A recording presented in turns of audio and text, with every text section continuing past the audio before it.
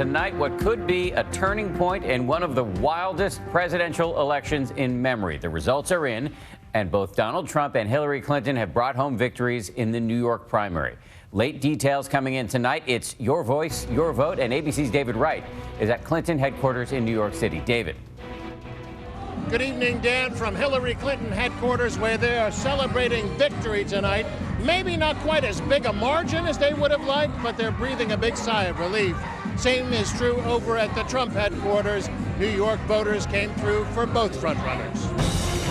New York has both strategic and sentimental importance tonight. Happy to see people voting. And if you had any doubt, note that Donald Trump voted here today. Who are you voting for? Easy decision. This is a private ballot. Hillary Clinton voted here too. I love New York. New York is a special place. Think about that. The two frontrunners, the candidates closest to becoming their party's nominees, tonight both banking on their home state to help them do it. You were so fabulous yesterday. Down on Wall Street today, Donald Trump's stock was clearly on the rise. Who's generating excitement in your world? Donald Trump. I liken him and the people I associate with to like a Roosevelt, someone who's going to get in there and make change. And I think it's time for change. He speaks your language, or because... No, I don't think for everybody. Look, how many new voters has he brought out? He's brought a lot out. He's brought people who didn't actually vote that want to say something. They're looking, they're tired of the same old thought process. Everybody talks about plans, but when they get in the office, nobody executes the plan. We live in a reality TV world. He's fun to watch. He's fun to watch. I mean, he would be interesting. I would actually watch the State of the Union if Trump were giving it, because you don't know what the heck is going to come out of his mouth. Tonight for Trump, a big victory. Thank you, everybody, and thank you, New York. We love New York. We love New York. Thank you very much, everybody. Thank you. It was never really a question of whether he'd win the New York Republican primary. So much so, he didn't spend a penny on advertising. He cut way back on his TV appearances, too. His campaign in the midst of a shakeup. Trump has New York values down pat.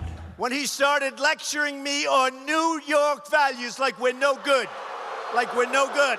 That line, New York values, practically a gift from Ted Cruz, who created the phrase back in South Carolina, intending to mock Trump. The values in New York City are socially liberal or pro-abortion or pro-gay marriage, focus around money and the media. New Yorkers are pretty good at reading between the lines. Try as Cruz might to spin that line for a local audience. Let me be very clear.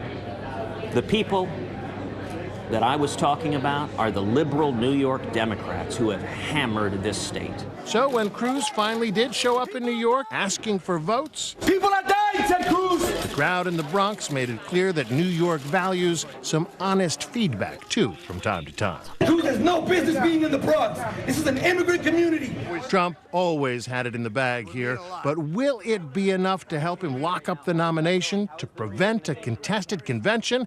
That's the key question now. Donald Trump had a big win tonight, but going forward, the math is not easy. In order for him to avoid a contested convention, he has to repeat this kind of performance in the remaining contests. New Yorkers celebrated this Subway series for the sheer fun of it. To see John Kasich chowing down dill pickles. Best pickles in the world, right here. Bernie, we love you. Or Bernie Sanders bellying up at Nathan's. A little bit of mustard and sauerkraut, nothing fancy. There's a way to eat cheesecake without looking silly. Okay, I want to. Will you show me? Okay. Hillary Clinton took heat from Colbert on her refusal to eat cheesecake on camera. Just a little bit off the top right here. Okay. And then just eat as much as you want.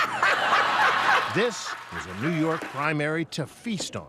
So we're at Sidebar in Union Square, where they've actually come up with cocktails for the candidates. And Nicole here is going to show us how they're made. What do you got here for us? I have jalapeno infused tequila. Okay, so yeah, this is called Feel the Burn. It's $10, and it's after Bernie Sanders.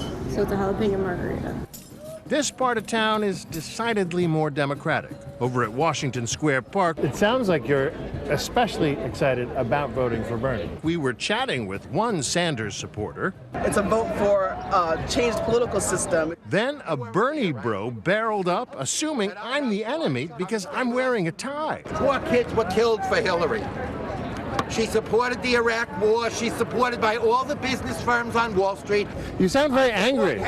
Oh, yeah, I am very angry, absolutely. And I have a right to be. All you people that are out here in a gentrified neighborhood, in a gentrified city, you know nothing about what your money did to people that founded this city or the Do you agree with him? We need to have a discussion, not a shouting match. Here in New York, the Democratic race did become a bit of a shouting match. There are a lot of people here tonight. Bernie Sanders shouting out to big crowds, 27,000 in Washington Square Park, 28,000 in Brooklyn. Not just the 1%. Interesting comment, but you didn't answer the question. I did. The two candidates also shouting at each other in that debate. Please, Well, don't put words into my mouth and say something that's not Go accurate. ahead, Senator. All right.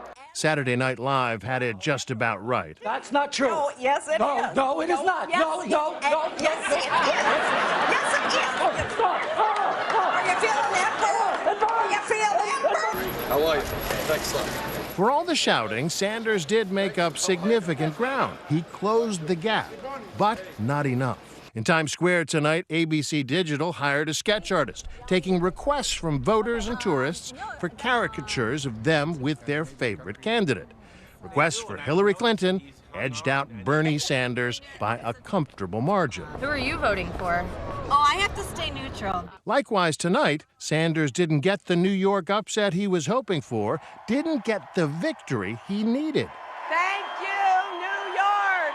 Tonight, Clinton was triumphant. Today, you proved once again there's no place like home.